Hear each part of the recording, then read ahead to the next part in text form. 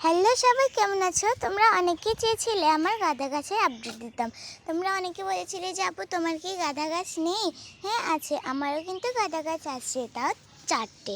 এই যে এটা হচ্ছে আমার একটা গাঁদা গাছ। এটা অনেক বড় ছিল, তবে পাতাগুলো শুকিয়ে শুকিয়ে এটা বেশ ছোট দেখা যাচ্ছে এখন। এরপর দেখাবো এটা। এই গাঁদা গাছটাকে কি তোমরা একটা মনে করেছো? এখানে দুটো গাঁদা গাছ।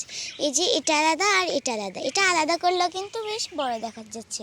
এটা কিন্তু প্রায় বনসাইয়ের মতো হয়ে গেছে। এরপর দেখাবো এই যে এটা আমার এই গাঁদা গাছটা কিন্তু বেশ লম্বা। এরপরও কিন্তু এটাতে এখনও ফুল আসছে না। আমার যে মনে হচ্ছে এটা বসন্ত ছাড়া আর ফুল আসবে না। এরপর ওই যে প্রথম ভিডিওতে তোমরা একজনই কমেন্ট করেছিলে যে আপু তোমার বাগানবিলাসের আপডেট দাও। এই যে আমার এই বাগানবিলাসের আপডেট আর কি।